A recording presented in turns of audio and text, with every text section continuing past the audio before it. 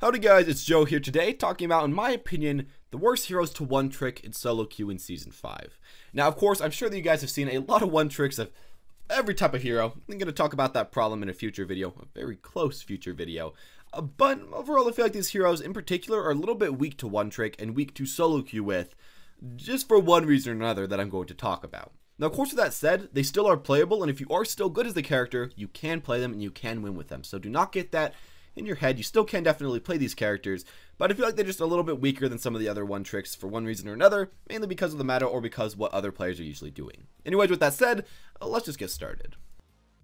So a few days ago, I found like 2 or 3 one trick Torbs in a row, and while initially it seemed like a very strong strategy on defense, whenever it got to offense, it became very painful to watch them actually trying to win on these maps. Especially if myself switched to Junkrat or Pharah, or even Soldier or Widow, it's really hard for these guys to get in. I feel like overall, the problem with Torb right now, and the problem with one-tricking Torb, is that especially if you're in solo queue, it's really hard for him to get any synergy. Even on defense, it can be kind of hard for Torb, because if you have something like a D.Va Winston that's really far up, and people just happen to dive you in the back, your turret's gonna die, you're gonna have some problems from there. As well with this, if you can't get an Orisa, or you can't get a Reinhardt, it's gonna be really hard for you. And again, especially on offense, if you are solo queue, trying to play this guy all the time, and especially if you're on like a 2CP map, I don't know what you're going to be doing on offense, man. Of course, it can work sometimes, and if you can get some nice jank, and if people don't target your turret and don't target you, and just kind of leave you alone, that does work. But at least from my own experiences, if you just switch to either dive comp or to the characters that I mentioned earlier, there's not much you can really do. You can just try to play your best, try to get as many kills as you can, and of course you can still outplay other people, but in general I feel like he has a pretty weak one trick to try to go in and try to win with, mainly because the offense, which is very painful to go through. Now, a little bit ago, I said that Zarya was the worst tank in this season, but I'm going to switch it up and definitely say it's Orisa after playing the game for a long amount of time in this new season.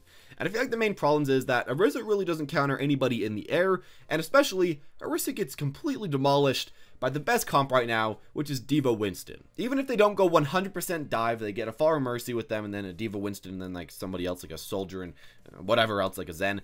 I feel like it's still very hard for Orisa to really do anything. You don't have any self-peel, or I guess mainly, you don't have any team peel. You have a bit of self-peel, but you can't really protect your team way too well. You can put down a shield, and then just kind of wait, and try to deal as much damage as you can, try to pop your ult, but you just don't really have enough crowd control to stop these guys.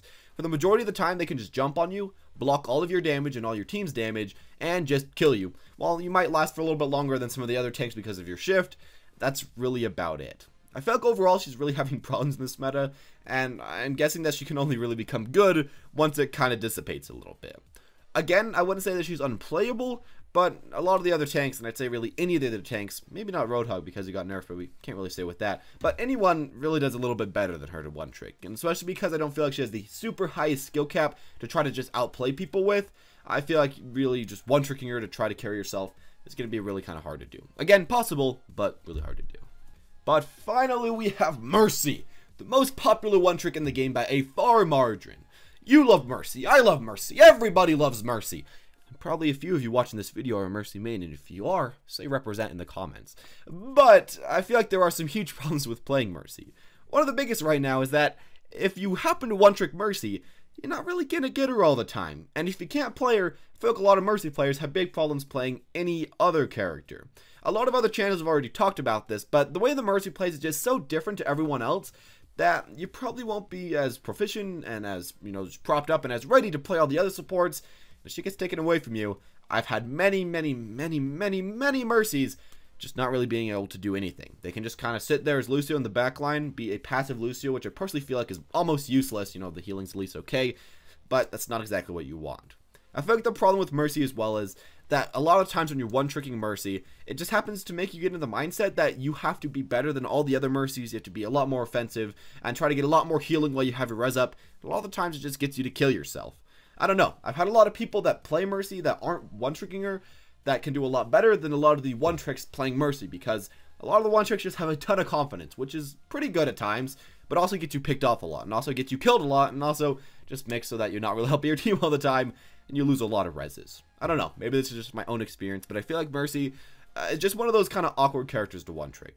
One of the final things about Mercy that I feel like was really bad about one-tricking her as well, though, is that she doesn't fit into every team comp, and I feel like a lot of one-tricks just kind of think she does. Of course, she does work great with Farm Mercy, but with a lot of dive comps, while she can work okay, I feel like Anna would fit a little bit better, or Zen would fit a little bit better, giving you a bit more damage, giving you a little bit faster healing, or maybe just giving you an ult that can kill people a lot quicker.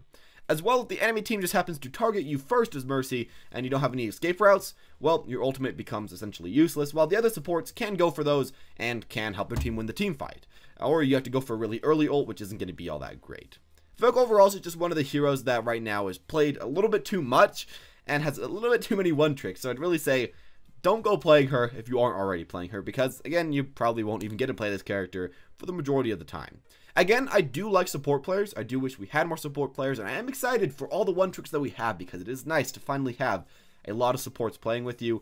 But I'd say she's honestly one of the worst supports to one-trick right now, for the many reasons that I've said, and if you want to one-trick a support, just go for any of the other ones, and they're probably going to be helping you a lot more, and honestly, they have quite a bit more carry potential, as far as my own opinion goes. I mean, maybe their ults aren't quite as good, but everything else I feel like is a little bit better. Help yourself win games in solo queue in particular. Of course, in duo queue, Farm Mercy, that's pretty broken, but in solo queue, when you can't always get that, you know, she just doesn't always work correctly.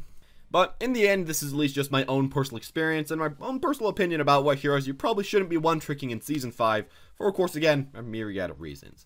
Now, if you already one-trick them, and if you really like these characters, or maybe if you don't even just one-trick them, but you just play them a lot and you like them, that's perfectly fine. I'm just kind of talking about the heroes that'll give you the most wins, and the heroes that'll probably, you know, help you out the most in competitive in the quickest amount of time. You pretty much can one-trick any hero you want and climb to Masters and climb to Grandmasters with enough time, but I feel like these ones will take you a while and will mainly give you a lot of problems along the way and a lot of hiccups that might be a bit annoying to deal with. But again, at least that is my own personal opinion, and this really only applies to solo queue because some duo queue comps with these guys are pretty broken. Again, Torbarissa, that's a fun duo queue comp on offense and on defense, but when you're solo queue, it can be awkward to get the right people to fit your team comp. Anyways, as always, guys, thank you all for watching. Hope you enjoyed the video. If you did, make sure to leave a like, comment down below on your own personal opinions on this list. And as always, guys, thank you all for watching, and have a wonderful day.